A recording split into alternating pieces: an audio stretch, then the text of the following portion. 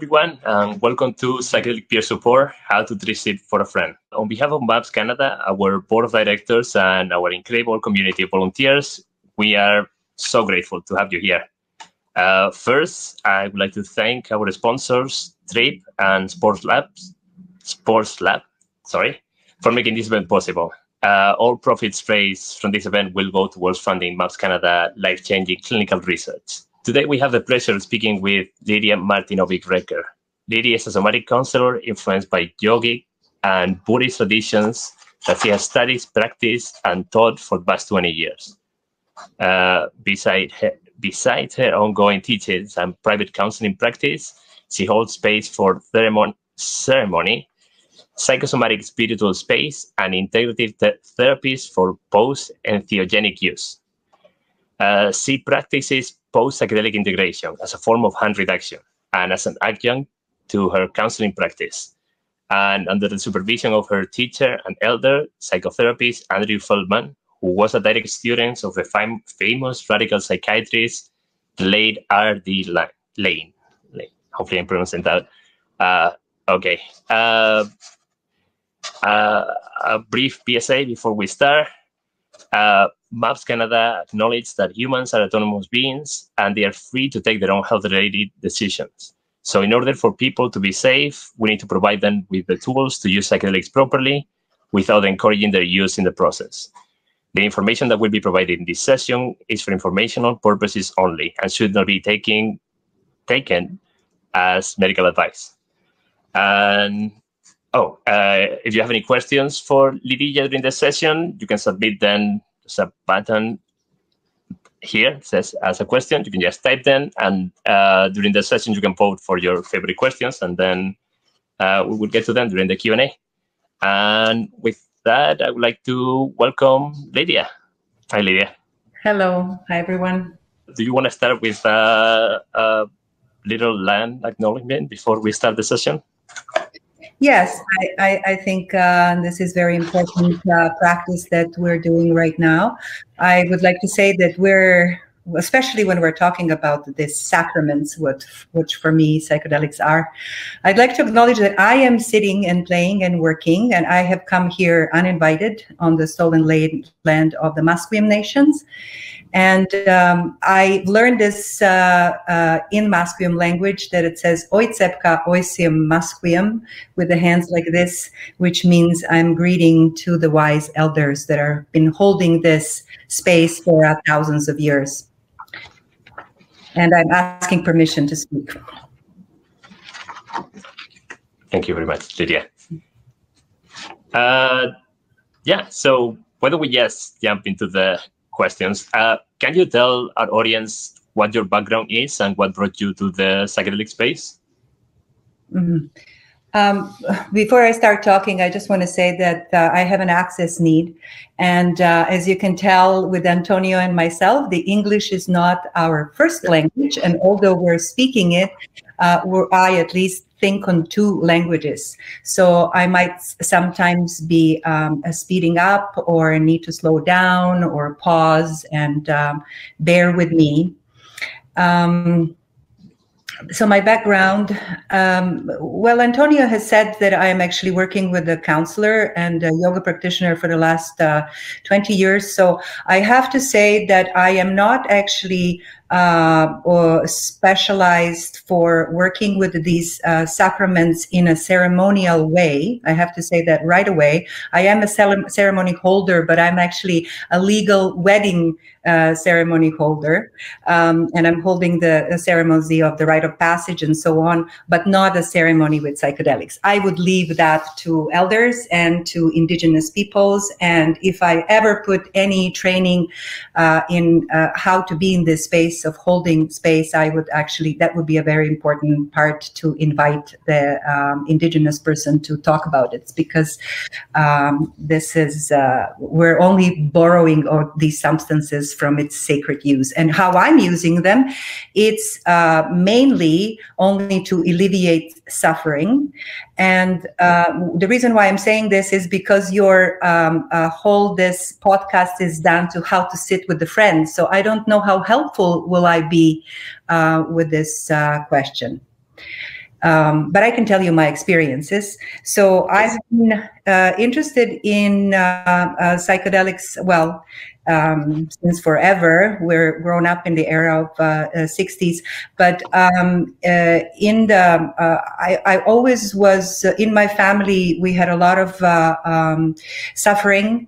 And although my parents were very highly functional European family, still highly neurotic, and we had a lot of what's called a mental illness. My sister committed suicide when she was 28. I was 24. So I was deeply, deeply interested. Also, thanks to my sister who introduced me to R.D. Laing and to yoga at the time. I was deeply interested in ethics of how we treating each other and how we treating human suffering, because I could see that system failed her, parents failed her, and she in the end had to end her life, which I had to come into peace with because it was very impactful for me. And as I said, at that time in Europe, I want to give a context of the context in history, which I think it's important. So 1970s, so we're talking about the early era when the psychiatry was very divided. So there is a group of psychiatrists that just wanted to go and have this strong establishment of creating some kind of a list of mental disorders, as if there is something like order. Or a blueprint of health, and actually they succeeded. They actually, the establishment of psychiatry actually exists today as such. But at the time, pretty bravely, this amazing group of psychiatrists who were all questioning that and really pointing the fingers on how we actually treat this suffering, and we call it mental illness, and that mental illness as such is not existing. So Thomas Sass was speaking about actual mental illness as a myth. I am just reading his book, the science, the science of the lies of psychiatry, something like that. Like, these are pioneers that we're talking about in 1970s. And at that time, trauma is considered to be brain disease. Can you imagine that? In the DSM, in Diagnostic Statistic Manual, the trauma was listed as a brain disease. And we had a hysteria at the time where actually they thought that it was only present with women. But because of the post-war situation, R.D. Laing was seeing a lot of people from army, and he was seeing a massive suffering. So he was saying that we're making a big mistake by, and we're missing a part, we're missing a mark by focusing on the mental illness. And when he was asked, what do you see in your offices with clients? And he would say, I'm seeing humans. I'm seeing bewilderment. I'm seeing loss of meaning. I'm seeing people that are traumatized. Nobody just feels bad unless something has badly happened to him. Nobody has trauma unless they have been traumatized. So, so that's why what I'm saying, that I am really seriously considering the ethics of psychiatry, and more and more what I'm seeing on a scene is that we're talking about the bioethics, which is actually ethics of how we treat what is called the mental patients, and how much freedom they have to say what they want to be exposed to. And if they can be given within the 15 minutes the diagnosis and be given the psychopharmacology, as R.D. Laing says, why don't they have an options to take psychedelics and psychopharmacology and so on? So both my teacher, Feldmar, who I met when I came to Canada, as you can imagine, I mean, pretty traumatized from my own home situation, but also coming from a war-torn country. And he really, I claim to this day, saved my life. But it happened to be that he was a direct student of R.D. Laing, so it was a full circle for me to meet him. And how they hold space. I mean, if you have an opportunity, just go and find R.D. Laing. It's in old videos, but find a space to see how he holds space for people. There is no higher and lower. There is no experts in the room. There is a sense of equal humanity that is being met. They're meeting in a communion of love. What I like about my teachers, they both speak of love. No science speak of love. R.D. Laing would say, love is always there. We are the one who fade away. And they always come to the space speaking about how to meet with the person. It's really just a sense of deep listening and holding space of no planning. There is no protocols. So when you're talking about the maps having protocols, I'm having a red flags, because I don't think that protocols are a good idea. So that's kind of in short of what my lineage is, but I had to say it in the context of history. And so you've been practicing yoga and Buddhist practices for the last 20 years. How is that associated with your holding space? Well, I think I'm coming from a socialist country where I was not a fed spoon religion. When I came to North America, I was shocked of how much spirituality is being fed to these people, and how much institutionalized and betrayed and tortured and politicized people are. I mean, look just what we've done to indigenous people. And I'm not saying we, but I'm talking about the white supremacy and what is created in this space. So I wanted to be connected with spirituality, but I wanted to have something that is not religious, but something that points me to the wholeness. And yoga is that, Buddhism is that. For me, Buddhism is not, religion is more of a science. And what yoga taught me, and how is that related with me holding a space, is first and foremost is that primal intelligence, and I'm quoting Tibetan teacher Chogyam Trungpa Rinpoche, is that primal intelligence is not a seed that you need to nurture. It's not like the seed and you just need to water it. That's called self-improvement, and that has nothing to do with spirituality. The primeval intelligence is rather a gap that happens when the space opens. So in that sense, that gap and that spaciousness, it's the space of healing and the space of spirituality and the space of my presence with others during the psychedelics. Also, in Buddhism, in Buddhist psychology, which you always need to study, practice, contemplate, and you have to have debates. You always have to debate about that. So in Buddhism, it says, be the lamp to yourself. Don't trust just because I said so or so and so say so. Be the lamp to yourselves. But the Buddha nature, this nature of awakenment, is inside of every living and non-living thing. Everywhere around ourselves is the sacredness. And if anything, we should be going around and singing hallelujah at every moment. But as we know, this is not happening.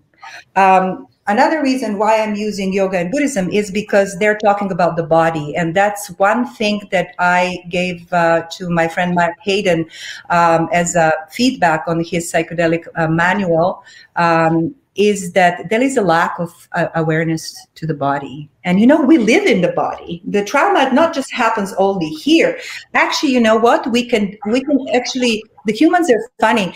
We can trick ourselves. Even with psychedelics, we can actually have such ways of hypnotize or trick ourselves that even with psychedelics, we can do so. But body doesn't lie. And when you take large doses, and in my tradition, we're not dealing with microdosing. Microdosing can actually just enhance the defense mechanisms. I mean, it's good for you to kind of lift up and take little microdoses of mushrooms and whatnot. But when you're really going into and wanting to do some big shifts in your life, especially when it comes to alleviating suffering, we're talking about mega doses. Like, so Artie Laing would be using maybe 1,200 micrograms of the LSD, or my clients are using 8 and up grams of psilocybin. So you're using the large doses. And in that sense, as a society, we're talking about body, and why yoga? Why not studying physiotherapy and then come and hold the space for somebody? Because we are, in Western society, we're so obsessed with our muscles, and we're obsessed with nervous system and brain for some reason. When you ask a Tibetan teacher or anybody who's Tibetan, where is the mind? He's going to point it to the heart. And interestingly, in the development of the body, the nervous system was one of the youngest one. It was a recording system. It is the system where things are recorded, so it's very important that we know what is recorded there. But what is underneath is the cellular system, and it's the fluids within the body, other than just our breath. So there is a complexity around that I'm contemplating or doing a little training on it, just because I think it's very important, because if you're missing the body, you're going to be missing a very big part in the practice. I'm always surprised when, like you said, the MAPS protocols are always like, people are always like lying in beds and like very static, and yeah, it always surprised me that they follow those. Yes. So, go ahead. I can comment on that, which kind of goes into your next question, is what kind of training you have to get in the experience. I'm working with people who are decided to take psychedelics, and they take the psychedelics on their own, and then I come in just to cover myself legally. Then I come in, and basically what I'm helping is from freaking out, and I'm helping them to relax. So, and when I say relax, that's actually the highest yoga teaching is about the relaxation. As we know, the Taoist teaching of non-doing is one of the highest teaching. So when you said that you are putting people, and this is what Hopkins is doing, Hopkins Institute, and all the research right now is happening is with people being down, lying down, putting the music in their ears and having an experience, and then the person who's sitting there can read a book or navel gaze, as far as I'm concerned. There is no technique. But what I'm saying is that in the context that I'm holding space, I'm not going to just ask the person, if somebody asks, oh, I would like to have a psychedelic experience. First of all, I would say, why would you like to do that? Don't do it. This is not don't be, I mean, this is no for the little fainted of heart. And if they say, well, I'm curious, then I will say, I'm not going to be working with anybody. Curiosity kills the cat. Like this is not a good enough reason for me to hold space for you. But if they really look deeply and they say that they would like to do it in order to alleviate suffering and be fuller and present in their lives and just feeling this sacredness. I mean, these are the sacraments. These are the mind manifesting and the heart opening substances. So when they say that they're going to do that, I'm not going to say, okay, let's do that next week. This is kind of like saying to somebody, oh, let's go and have sex the next day. Nothing wrong with that. Maybe people like one night stands, but I like the depth of lovemaking. I like the depth of knowing each other. As my teacher said, or quoted St. Francis, is in order for you to love somebody, you have to know somebody. In order for you to know somebody, you have to love somebody. So when you're asking me, how can you train somebody to love somebody? There is no protocols. There is no manual that can give you that. You first of all have to have that experience yourself. And just to say, and establishing the safety, security, and trust with the clients, I would have to know that we're trusting each other, not just if they're trusting me. Why would they trust me? Why would I trust them? That is happening moment to moment, this development of trust. And when that happened, then memory comes usually when this safety, security, and trust happens within the context of the counseling. Then a memory comes, memory of trauma, memory of grief, and this is where the moment of healing actually happens. And it's really sad to think about that as a society we don't know what to do with grief and suffering. And actually grief and suffering in the Buddhist, it's a path we need to go, and that's the way to actually understand oneself, going deeply into the grief. So how, sorry, I'm just asking myself the question that was down. Is that what you wanted to ask me? What kind of training or experience one has to have? Yeah, we can talk about like training and yeah. Yeah, so one training and experience is like you have to do it yourself. Sorry, I'm just, something is hopping on my screen. You have to have experience. I wasn't daring to go and sit with somebody. And first of all, I'm not a guide. That's a misguided space. I'm a counselor who is sitting there in a form of harm reduction for those who are decided and take the psychedelic substances or entheogens, or I'm sitting with people who take MDMA as well. That is not a psychedelic, but a pathogen. I wouldn't dare to go to hold space for somebody for, I think, 15 years of doing it myself in a sacred setting. I never done any psychedelic experience as a recreational, never done it in group, never. From the moment one, that was the sacrament. From the moment one, me going into it was a pilgrimage. And I had to go, and somebody says, once you go down to hell and back, when you go down to hell and go back, what else do you want to do in life but be there supporting others, you know, who are going through this experience? You're not going to go out and buy Porsche and going to Mexico Riviera. So in other words, it's like you have to have an experience. You have to be like a midwife that is like going through this and kind of feeling your own rebirth. You have to have a mentor. You have to have a supervisor. I would not dare to do this on my own. Artie Laing, when he came to Vancouver, he said either he was sitting with a group of therapists, and he said to them, "Why do you think you're doing this work?" And then he says, "Well, you're either a healer naturally, or you apprentice with one." And I don't think I'm a natural healer. I had to apprentice. And I'm still apprenticing. After 25 years, I have my supervisor and mentor, and I'm twice a week sometimes having the sessions with him to help me, guide me to be holding space for others. Yes. So you mentioned harm reduction. Sorry, keep going. Also, I wanted to say just that the holding space is more like a feminine principle, but I don't want to call it like I don't want to add the gender to it. It's more of a mother space. So it's not the space where you want to be like a pushing or thinking that somebody should be in a certain state of mind. You have to have a lot of time and not ambition, as Ferenczi said. So you have to be in the space that you can be just watching the cocoon turning into butterfly in its own time.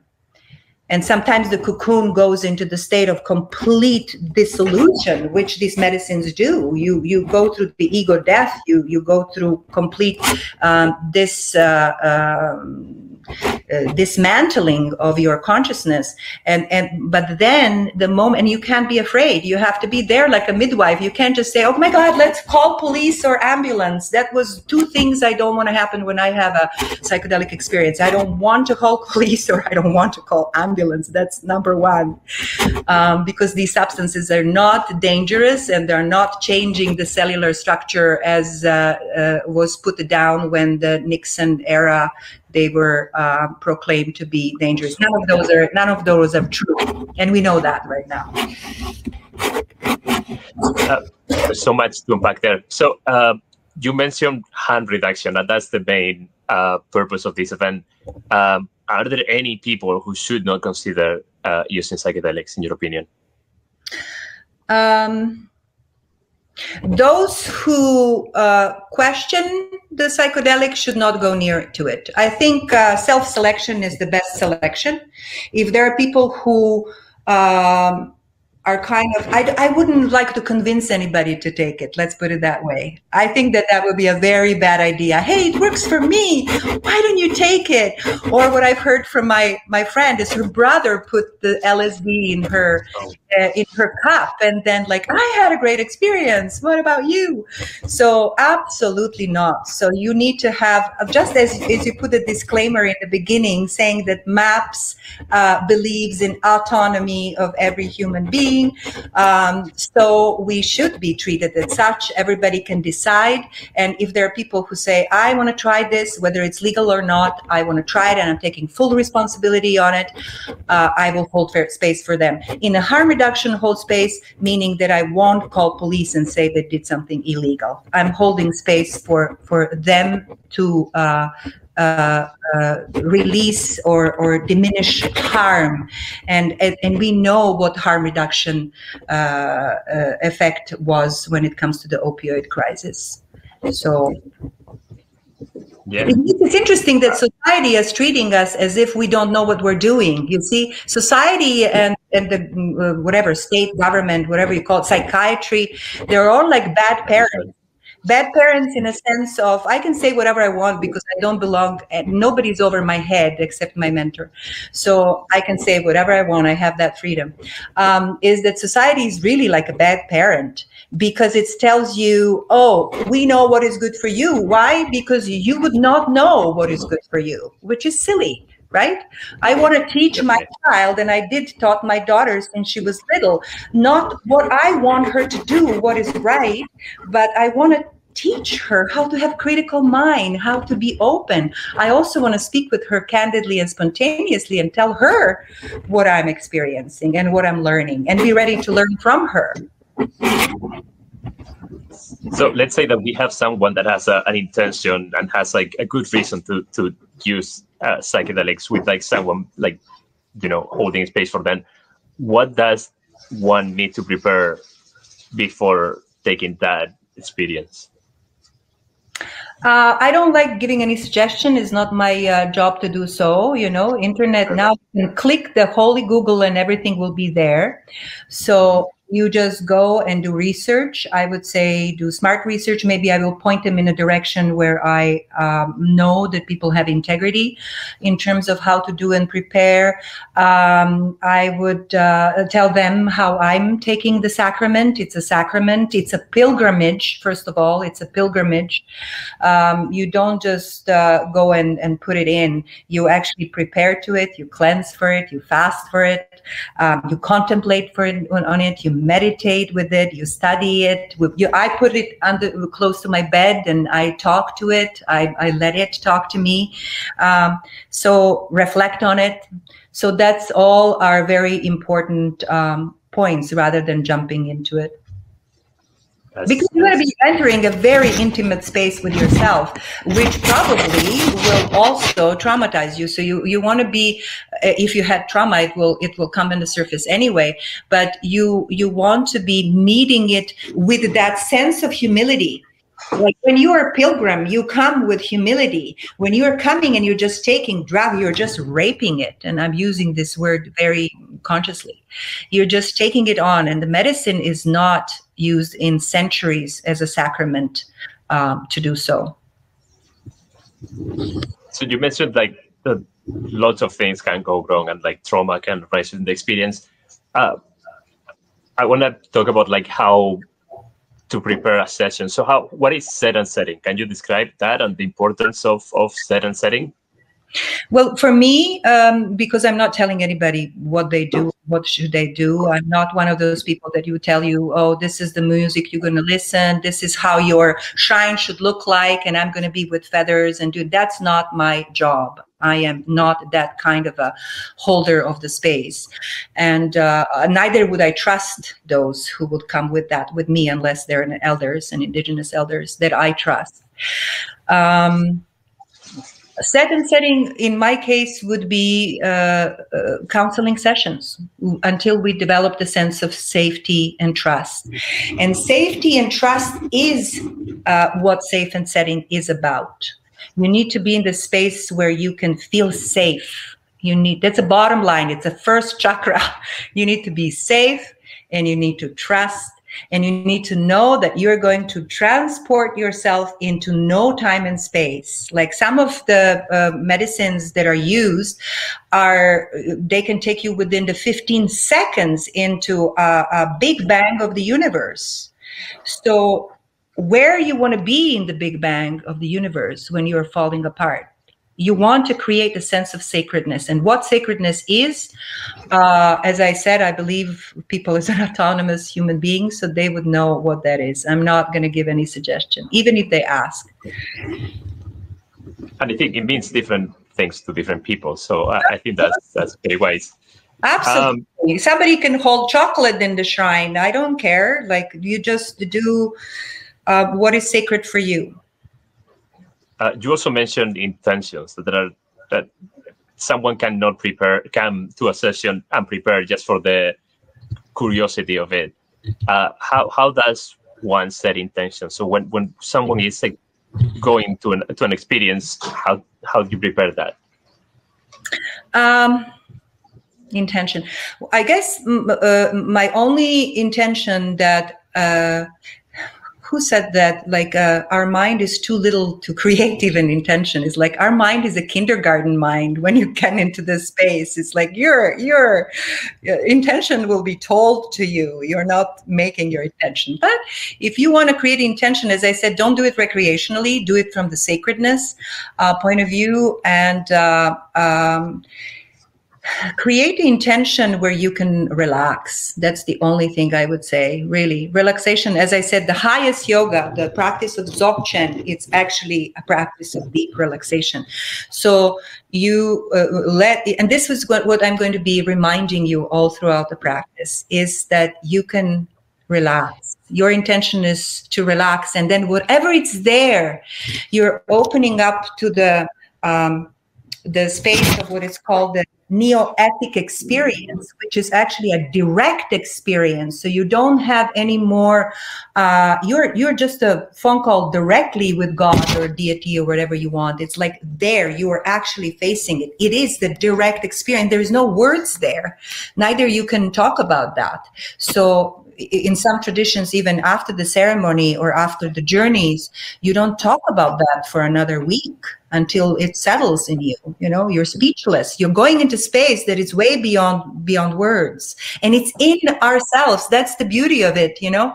But we don't know it. My teacher, Bonnie Bainbridge-Cohen, says, "Why don't we hear the universe? Why don't we hear the universe inside of our body? Because we never didn't hear it." You can't talk to fish about the water because it doesn't know anything else. So the universe is there, and these are the openings that happens, is that you actually feel that in yourself, which is no words. The words are only, I think, 120,000 years old and created more problem than good. It is definitely like, what's the term? It's an experience that cannot be described for sure. You also mentioned trauma. How do you deal with trauma when it arises during a psychedelic experience, and how can you avoid traumatizing your clients? Because psychedelics can create trauma. Yeah, not create, but reveal. Well, yeah, first reveal. of all, before I say that, I just want to say something that I forgot. It says, in the risk associated. Maybe you asked me. Did you ask me about the risk associated? No. Okay. We can talk about the risk associated with psychedelics. Yes. Okay, so I think because this is for people who are doing that's for friends, it might be good for me to put a little bit more attention to trauma. Is that okay? There is a really good book. It's an older print, but it's a very good book of Judith Lewis Herman that is called Trauma and Recovery. So if you want to be holding a space, I would suggest read a book about trauma. Read, listen, just know more of what it is, really. So it's this is how it's defined. It's intense fear and helplessness, the sense of complete powerlessness, loss of control, and actual threat of annihilation.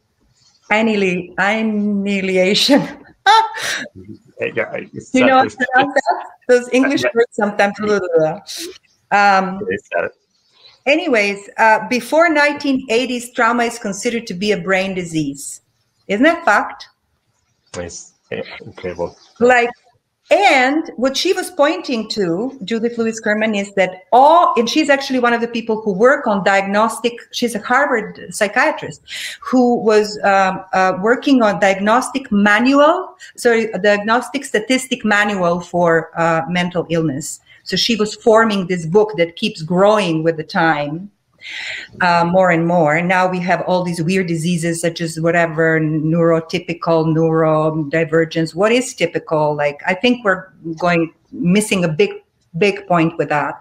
But she was the one who says that doesn't matter what you are you autistic? Are you psychotic? Are you neurotic? All of those listed in a diagnostic statistic manual, one common denominator of all of those is trauma. Of all of those is trauma. And we're not paying attention to it. And this is what I'm saying, psychiatry failed us. And those of us who were taking antidepressants and antipsychotic know that. Feel that on there, but maybe for some people it's good, and I don't want to diminish their experiences. But for most of us, it's failing us. And Robert Whittaker is the journalist who is excessively talking about that. So if you want to know about how much has failed us and what it's doing to us, you can read any of his book, like Mad in America and so on. So it is an interruption. It's like when your life goes like that, and then when trauma happens, it's like interruption. You are one of the first interruption, even for non-traumatized people, is rushing. It's wanting you to be ahead. It's this capitalist idea that we need to be efficient. You know, you need to go to daycare, so you need to learn how to pee and hold your, poop. Like, how can you, by the time that you are 2 years old, you should know how to do that. This is shaming. My teacher says this is like telling somebody, can you move your ears? And you have no idea how to do that. So that's little trauma. Just rushing is the trauma. And as far as I'm concerned, we're all affected to some extent to it. We're speeding as a society, especially a Western society. As I said, I was horrified coming here as an immigrant, even after the war-torn country. So what is the trauma? How can people be traumatized? Not just on those, but the bigger ways. War is the big one, and that's how it started. That's where Artie Lang was actually a war psychiatrist. So war veterans, combat neurosis, huge. Resmaa Menakem, in his book, The Hands of My Grandmother, talks about that. Like, he was sent into Afghanistan. And after a year of being there, he went again because he felt alive there. You kind of have to go. Your sympathetic nervous system is not shutting down. I was working in a war-torn country as a counselor, and I had a person who was coming for help, and he was a sniper person. He was shooting people. He came to ask help from me, but his help was not because he was feeling guilty. His help was because he could not live in a society. He felt alive. So imagine how fucked up that is. So that's the war veterans. I cannot even imagine Palestinian kids. We're talking about the multi-generational war. Colonizing, another way. Raping culture. Today, our culture is a raping culture. separating our children, not allowing spiritual practices. So just look what British have done to Indian or Chinese or any kind of colonizers. I mean, luckily I'm not coming from colonizer country. I'm actually Slavic. And I was told by an English person here, a lawyer, to say, Lidija, what the word, how the word slave is coming from the word Slav in English. Just so you know, we named the slave for you because Slavs were slaves to Greeks and Turks and this and that. So I am happy that I'm not a colonizer, that my genetics was such that I'm not one. But you can imagine what kind of intergenerational trauma is happening there. Then another huge one. So what I'm saying is that trauma cannot be taken out of the context. We can't just say, oh, individual trauma. It has to be seen in a cultural, societal, in all different umbrellas. So Resmaa Menakem, that I was telling about his book, he's talking about racism. I mean, imagine a transatlantic slave. And I'm glad that people are finally talking about that. Just the black body trauma, he speaks about this. Also, white body supremacy, it's like the body, police body trauma. So we're talking about the intergenerational things that we, I mean, as I'm saying we, I'm saying white people cannot even pretend that they know. The only thing that we can do is listen. Also trauma, this is a big one, is people living in cults, where there is a psychological domination.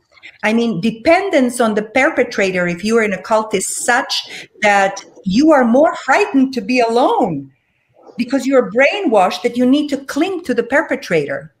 And then we're talking about the pedophile rings and so on, that we're just starting to talk about openly, that we can't even open the rings. It's just the women that are coming out of it that are saved by the grace of God. So I cannot even comprehend that trauma. And then imprisonment, incarceration, captivity. I cannot even imagine what Julian Assange is going through. Like, what is that human being can do to human being, and how much trauma is there? And then we're talking about the trauma of medical and psychiatric treatments. A lot of people formed a group about trauma that was actually done by them using these medications, not telling them what is in the small prints. And in the small print, it says you're going to be suicidal. In the small print says when you're trying to take that off, you're going to go to hell. You're not going to be yourself. Robert Whittaker talks about this condition called, I think it's called akathisia. Akathisia is when you stop taking medications and you just don't know what to do with yourself, and you're just pacing through the room, and you become almost like a paranoid. So he was exploring, and this is very fucked up again, and I'm aware I'm using that word a lot tonight. As I said, I don't care. He was actually observing the massive killing in US. Most of the massive killing in US that is done by whatever, some of them are done by children who have access to the guns, but those that are done is with usually white male, and they were discovering that they were taking the lots of them, if not all of them. I'm not sure, but you can research on that. So that's another one. Sexualized violence, especially against women, trans, queer, people of color, indigenous people, two-spirited. It's like beyond what we can comprehend. And we don't know it because nobody wants to talk to us about that. And why cannot talk to us about that? Because they don't trust that they would be listened.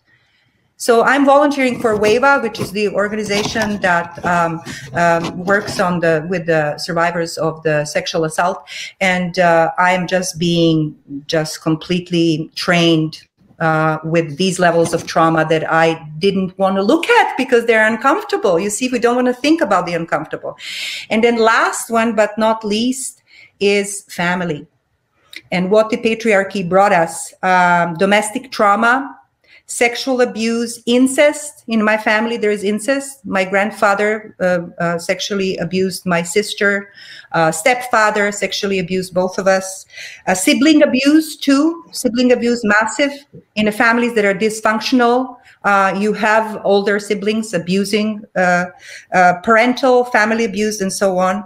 So this is the capacity that we have as a human being.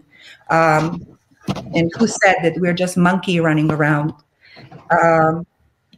So when the trauma happens, and comes to the point right now how to deal with that. When the trauma happens, first to the child. First of all, I have to say that the closer to the beginning the trauma happens, the worse it is. It stays longer. Because if it happens when there is no words to explain it, then it becomes normality. Then you live with it like a fish in the water, and you don't realize until you get out of there. So when we're talking about the environment of trauma, is that when can that begin? Well, from a moment of conception onwards, as far as I'm concerned. Like, my parents made love by loving each other, or was my mother raped? I even go to the point, did they come together? You know, or is it my father coming first and doesn't give a shit about mom? Like, every single thing matters. The first 3 months when she realized that she's pregnant, did she say, oh, fuck? Or did she say, wow? Every moment. Now they're thinking about children up until recently, and Michel Odont, who is a very famous obstetrician, was telling us of what they did, the torture they did on the babies as they were born, just tortured given to the babies, because we thought that they cannot feel. Children feel in the belly, they can hear sounds. So they can know if there was yelling in the family. They can definitely feel the hit if mother was thrown down through the stairs by the aggressive father. They can feel the alcohol in your body as a mother. And so the earlier it happens, the trauma stays severely damaged.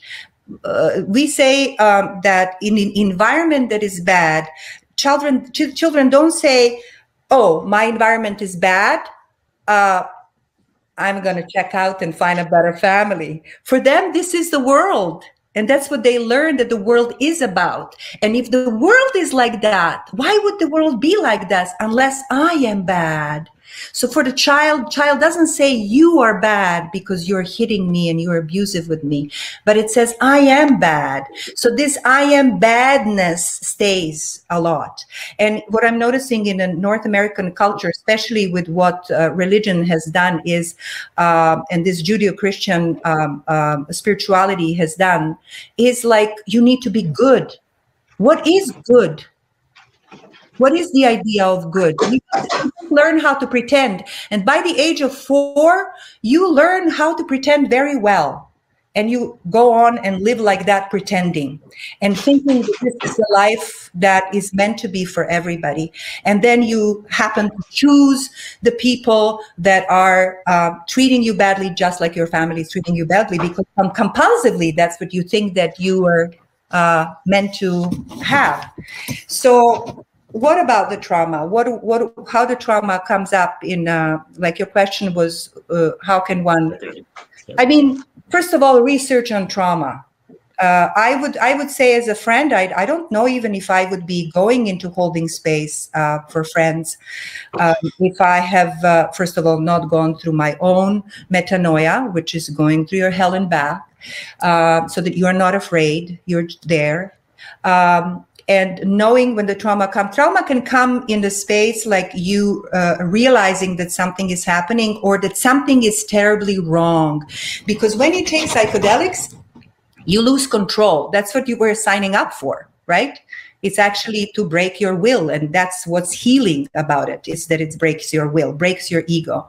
So when you're going into that space that you don't have control, if you not having control was not voluntarily when you were little, if the control was induced on you, then you're going to be panicking big time. You know, kids lose control. My daughter, she used to draw for hours and she would be in another world. That's the autonomous, conscious, kids-induced loss of control.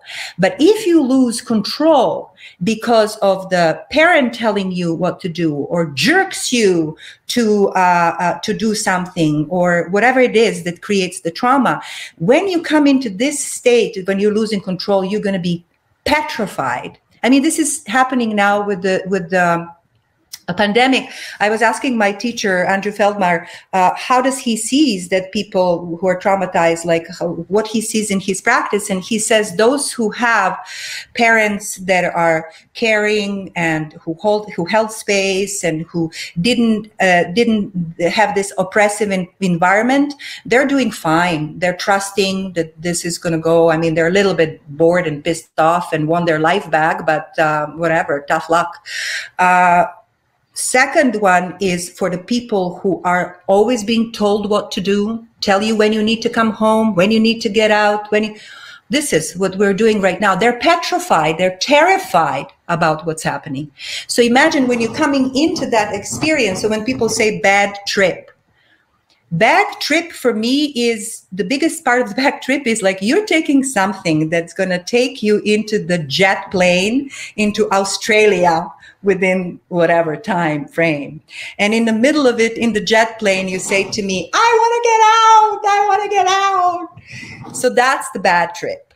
And usually what I would say, wait until we land to even think about this or to talk about this. Wait until you land. This is okay. Just relax into it. And this, well, once they relax into it, then magic happens. Because, as I said, the primeval intelligence is not something that you need to nurture, is where the gap happens, and that's where the good experiences come, and sense of oneness and the emerging mind and all those things that we think we know about, but we have no idea, and better that we don't have idea, because we will abuse that one too. And then somebody says, okay, so your question, I think, was, what about if somebody loses their mind? Mm-hmm. Right? So these psychedelic drugs are actually psychomimic. So they're mimic psychosis. You can actually feel like you're hearing voices, you can feel split, you can feel catatonic, you can feel whatever, schizophrenic or whatnot. And again, if you're just having somebody who will have music, or you are a friend, you will know what the hell to do.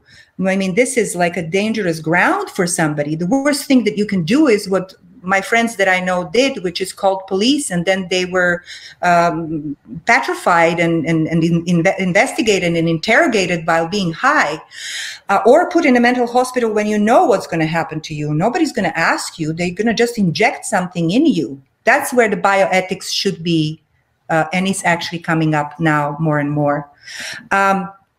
So what is happening in the space where in my lineage, and especially with R.D. Laing, and R.D. Laing and Andrew Feldmar are masters of this. They are so tuned in, because safety and trust is there. It's developed, right? I'm not doing this unless there is a safety, security, and trust. And when that happens, when you're going on the journey, you know you can trust me. So you would say, I feel afraid. And I can say, would it be easy if I hold your hand? And they can say yes, or they can say no. Then you're dialoguing and being in that space. So R.D. Laing would say, sometimes I can go there with them into this wild woods and find their hand that they're reaching. It's always them reaching for the hand. And then we can find our way out. Isn't that amazing? That's shaman experience. Another thing that my amazing mentor and teacher, Andrew Feldmar, says, that he was with a woman who was in a Riverview hospital. She was, when they closed the hospital and let people be out on the road, he was with her, and she didn't talk. She didn't talk for 3 months. She didn't talk. If she went to a psychiatrist, regular psychiatrist, she would be medicalized or whatnot, like tranquilized, or like, what do you mean not talking? Like disabled.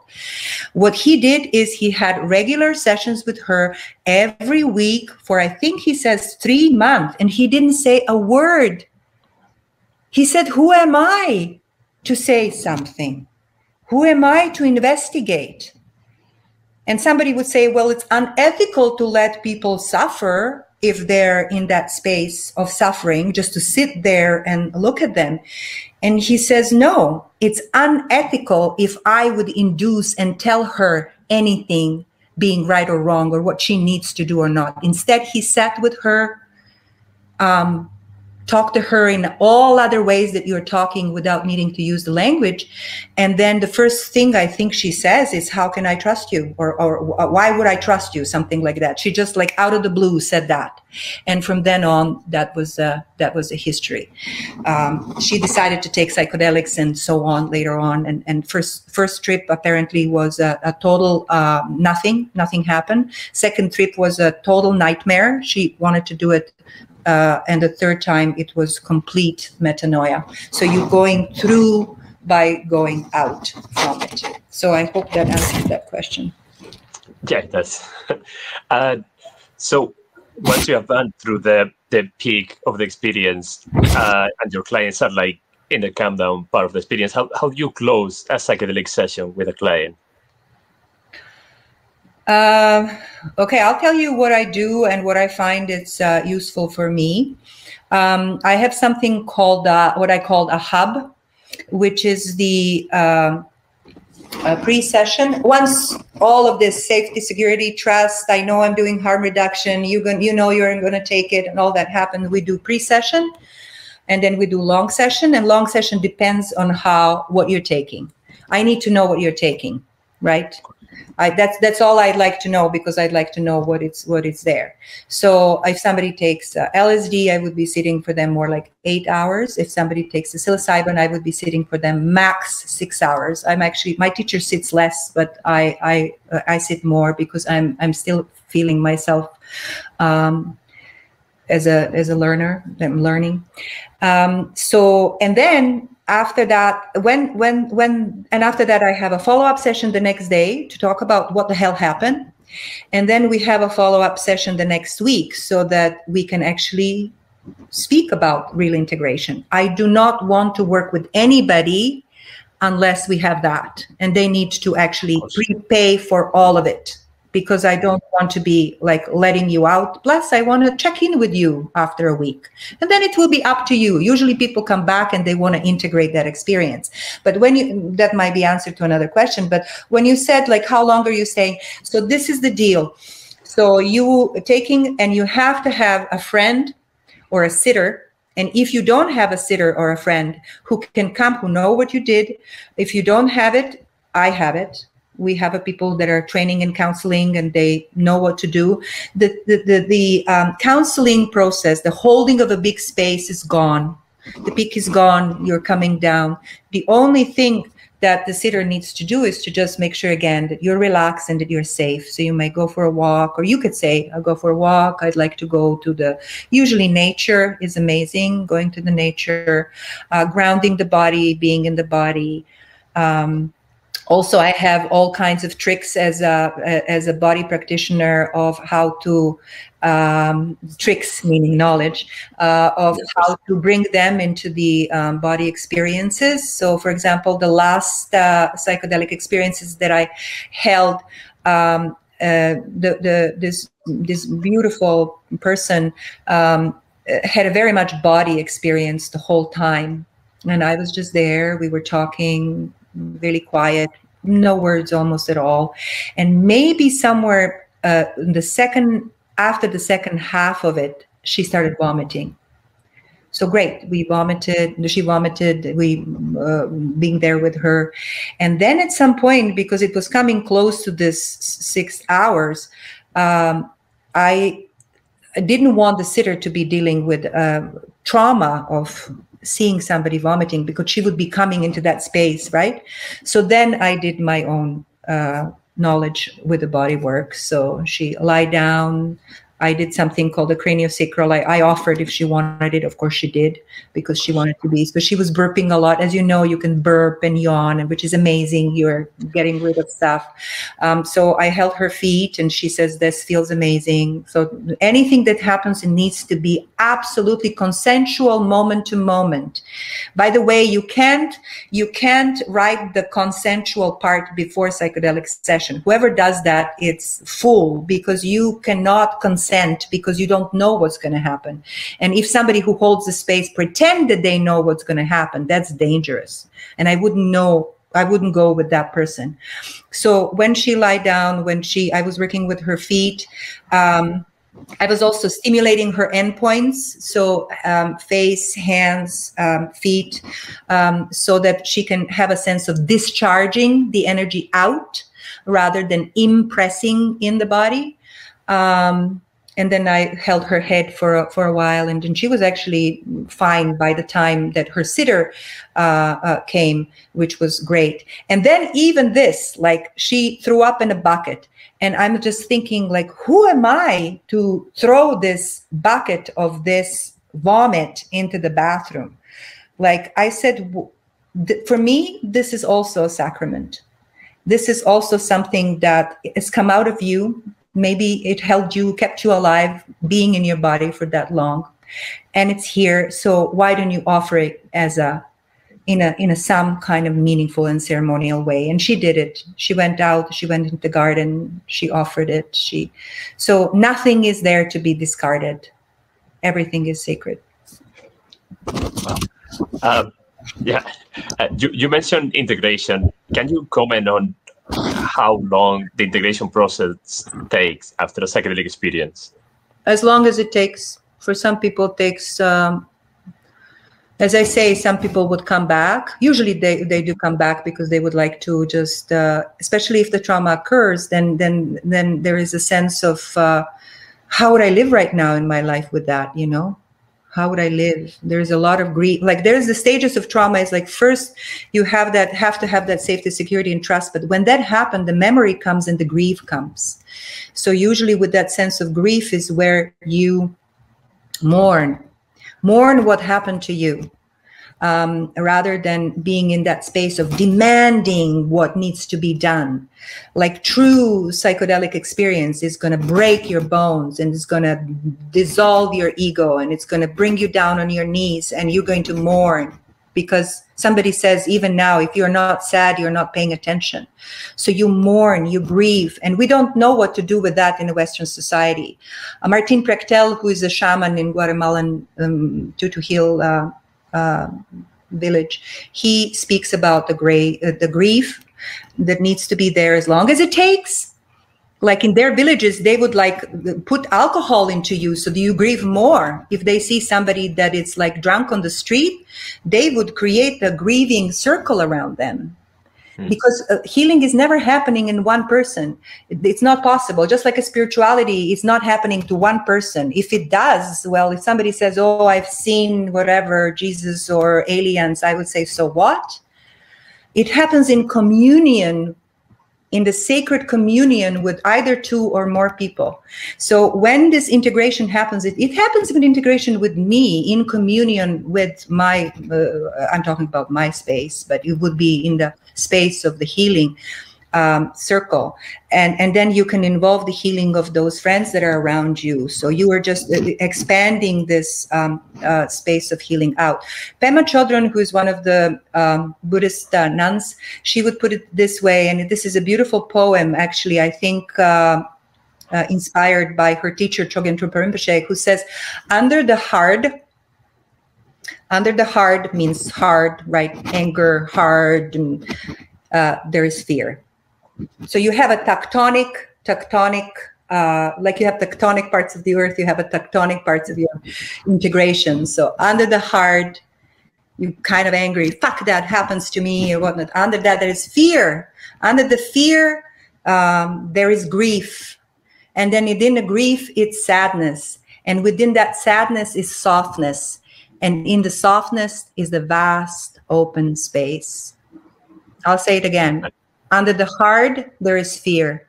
Under the fear, there is pain. Under the pain, there is sadness. And inside of the sadness is the vast open space. Beautiful. I have one last question, and then we can jump into the Q&A. Do you have any plans for the future, and how do you see yourself contributing to the psychedelic renaissance? Thank you for asking that. I mean, I'm not doing this by advertising. I actually, when they just interviewed me for CBC, I have to say I didn't like that, because people that called me that wanted to have that experience, I just had to say no, no, no, no, no. So I would just rather, as alchemists do, dare, and be quiet. I don't like to advertise. I don't like to be, even after this, I'm seriously like, okay, who's going to call me now? Just don't call me if you want to do it recreationally. Don't call me unless you are ready to stay with me for a long time until we have safety, security, and trust. And then I can hold space for your experience. Or you can go to a local person that can do that, and you will be missing this lineage of healing that I am part of. Well, I'm also not an accomplice of MAPS. I think MAPS is political. They wanted to legalize it. I'm not for legalization, not with this kindergarten government and they're being in a bed with capitalism and profit and psychiatry that is in bed with pharmaceutical industry. Like I don't trust them. So I would not go into legalization. I mean, look what's happening with cannabis. I would go for decrim. Same with sex work. No legalizing, just decrim. Just leave the fuck these people alone and give them space to breathe. And if they can use this, give them opportunity to use that. And let's demystify this Nixon era and just name it. It's not a dangerous drug. It's dangerous because it's shaking the status quo. So I am for decrim. I'm not for legalizing. So that's where I'm not accomplice to you. And if I'm contemplating on putting training, just because I really think it's necessary.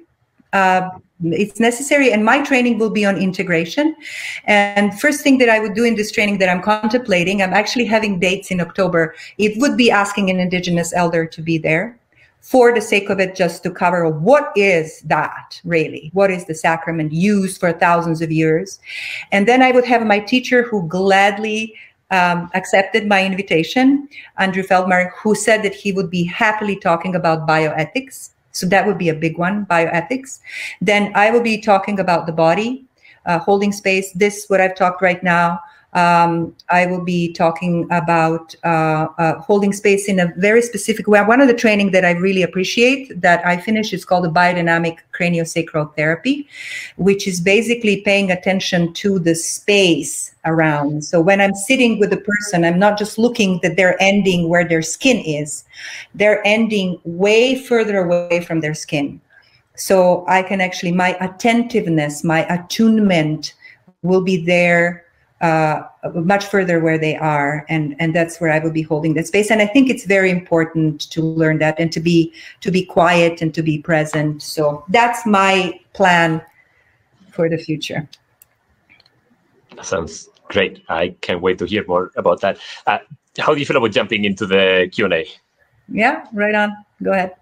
Okay, so we have here the top question. It says, I've seen a number of retreats offering group therapy treatment. Wondering your thoughts on the effect of group versus individual therapy. Do you have any thoughts on that? Super good question. And also it's the question that I think you said you're going to ask me, but you didn't, which is, you forgot probably in all of it, which is the group psychedelic, the psychedelic tourism, the Aya tourism, right? And this is kind of like a busque. You're just going into, I mean, if it's a community, if it's done on an indigenous way, in an indigenous land, and I'm just blocking right now, but it's in the South America, Amazon. how it's going is the community is healing. And so there is a group, but it's a group of community of people who know each other, who care for each other.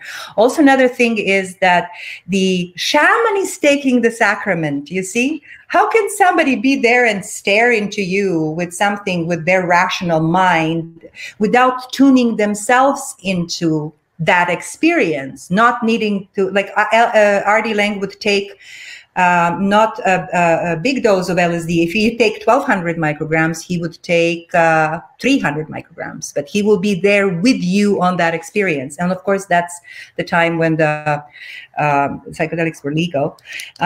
So in those sacraments in the Amazon is that the shaman would take the sacrament, but you don't have to take it. It's the shaman who's taking the sacrament. That's the thing. And then you're doing the group healing. But if you're doing with the Aya tourism, well, first of all, there are all these like new grown shamans that are coming up like mushrooms right now. And I'm not blaming them because they're living in a horrible situation. So of course, if the white gringos will come and like be curious about that, I'm going to offer a daycare for Aya. But the thing is that you are in a bus queue. You're going, imagine yourself sitting for a bus stop. You don't know the driver. And you don't know the people who are inside with you, and you don't know where you're going. So 3 things. You don't know the driver, you're not in charge. You don't know the people around you, and you don't know where you're going. So that's a recipe for disaster as far as I know. So that's what it comes into a group, unless it's done in a proper setting. But group therapy, as a therapy, it has to be beyond. Beyond is a psychotherapist who was really famous for working with groups. Andrew Feldmar was leading groups. R.D. Laing was leading groups. They were doing all kinds of things like a rebirthing, going through the canal, like of birth, and like lots of things has been done. Like R.D. Laing had this a group homes in London, one of them being Kingsley Hall, where he would invite people who are, doesn't matter what you are, if you're psychotic, if you're whatever you are, if you want to take medication, if you don't take medication, the only thing that you're going to be in this house is treated well. And you can come down and do yoga, meditation, rebirthing, shaking. You would be cooking in a communal space. There was one guy who was didn't want to eat. He was in a room. He was defecating in a room. He was peeing in a room. They did not want to come in and disturb him. The only thing they would do is leave a plate of food in front of his door. And when he is ready, he came out. And one day after, I don't know how many years, he came out and he came down and he picked up the guitar. And when they asked him, so why did you wait for this long to come down? And he says it was necessary waste of time. Necessary waste of time. So that's the group that I would like to be. You know, I was dreaming about that. Like, oh my God, my sister told me about R.D. Laing. I wish that she can go and do that. But instead, they just drugged her with the pharmaceuticals. There are other group places that I know. There is like a group called Haven in Gabriola. There is, I don't know. And these are just very shady. I know that there was a sexual misconduct going on there. Shady places. So if you want to go into anything like that, like do your homework and know what you're looking for before you get yourself into any of that. Yeah, it's definitely a difficult situation. So another question here says, what counseling orientations are most compatible with psychedelic experiences? And what is the orientation that you're practicing? Orientation? Maybe counseling or something. As I said, maybe that person wasn't there from the beginning. They said you're born a healer or you're apprentice with one. So all the things that I've done, like I've trained as a counselor back in my country. And when I came here with my own bags of trauma, I was not even thinking, as a single mother, I was not even thinking about going and taking the UBC training to become a counseling psychologist. What I've learned there was solid enough. I did Gestalt therapy, biodynamic therapy. So I didn't want to get a paper and to be accredited. As I said, I don't need anybody over my head. I wanted to apprentice. And that's what I choose.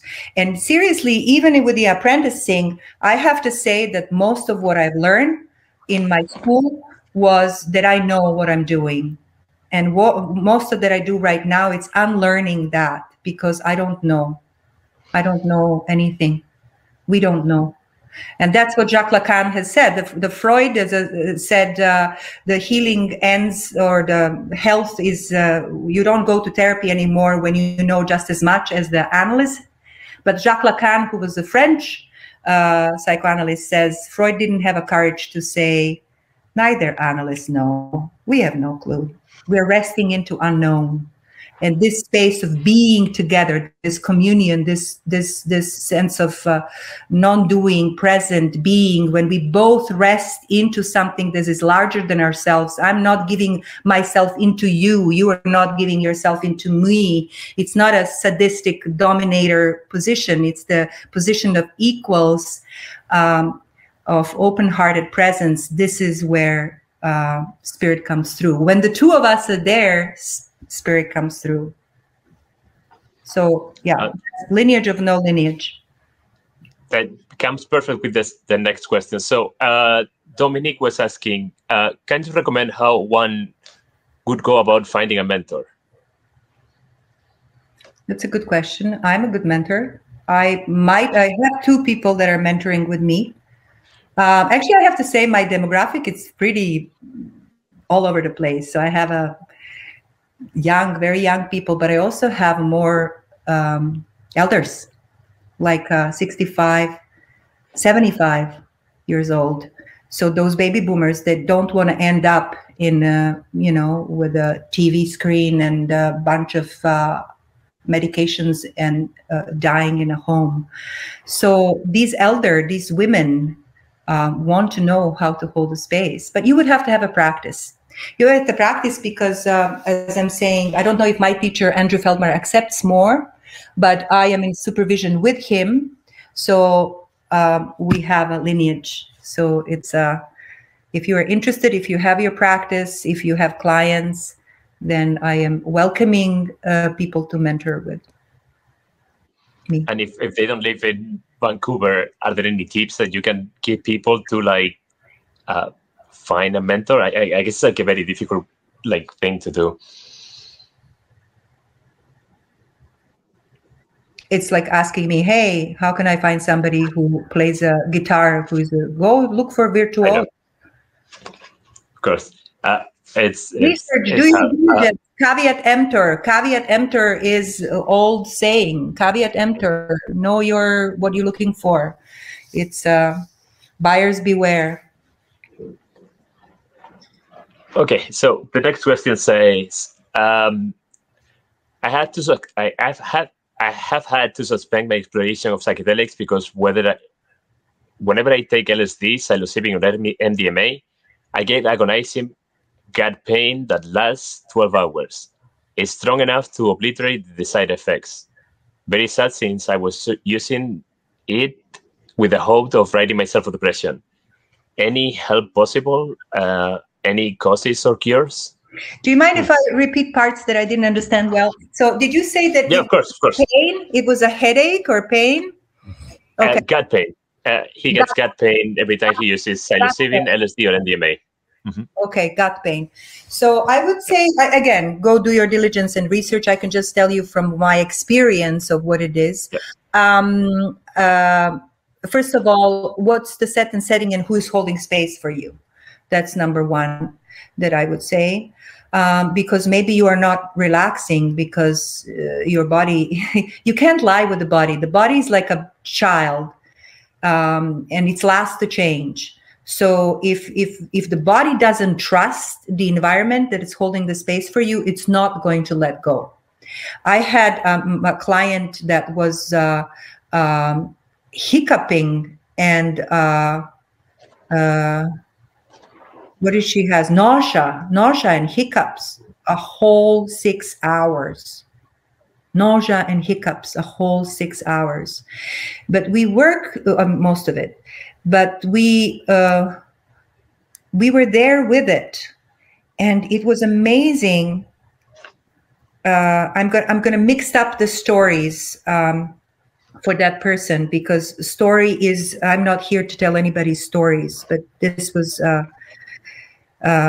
something that might be helpful. Is then they have gone through the powerful experience coming out of that, almost like a rebirthing experiences.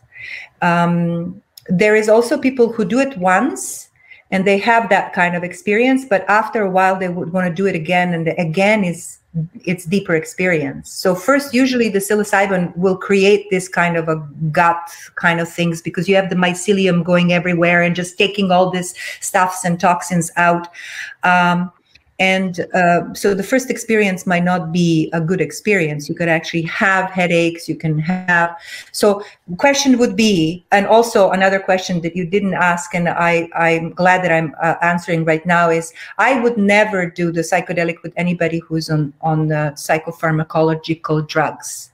So if you have any psychopharmacology in your system, we don't know what that is. If you did take it in the past, it's still lingering in the fat tissue, it's still lingering in the linings of the guts.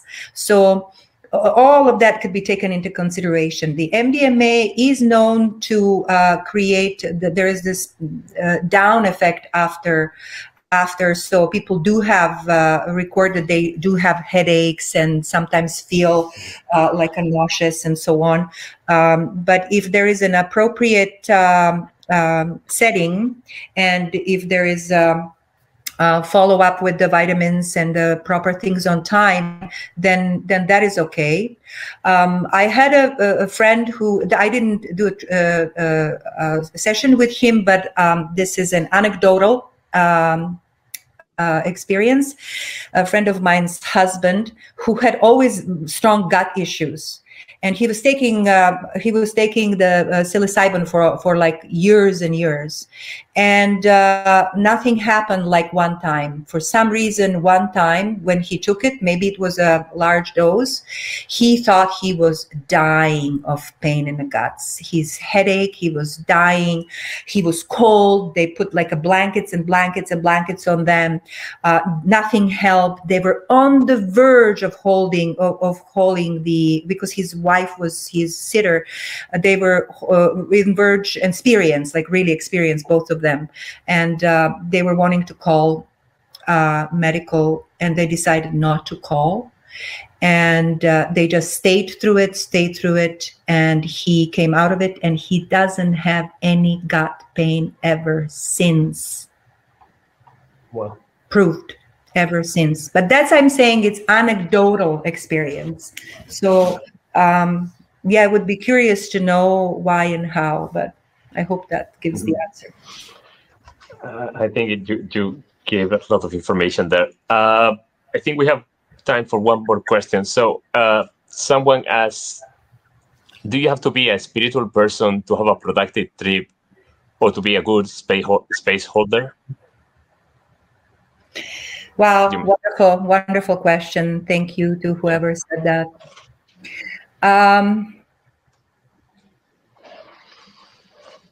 Yes and no, depending on what for you means the spirituality. So if I'm saying, if you have a tradition like Martin Prechtel, tradition of spirituality, where you have elders, where you have place to bow, people to kneel to, and you know that it's an ongoing unbroken lineage, like lineage that I chose to be. It's the unbroken lineage that is 2,600 years old. I didn't want to be spiritual because Joe told me that he found the meaning of life, or the church told me of how to interpret spirituality, or, you know, any form. But in a larger sense, well, first of all, if you take the psychedelics, there are the sacraments, and they're neoethic in experience, their mind manifesting. If you have taken a lot of psychedelic, you cannot not be spiritual. It's like, and then actually what you realize is, I am not the drop in the ocean. I'm the ocean in the drop. I am not in the world. The world is within me. You have the experience where you, and my teacher would say, and what does that mean? Is somebody who knows what that means? Nobody knows. Nobody can claim that they know. Everybody could claim that they're enlightened. Everybody could claim to know that there is spirituality. Is just a real enlightened person will never tell you that they're enlightened.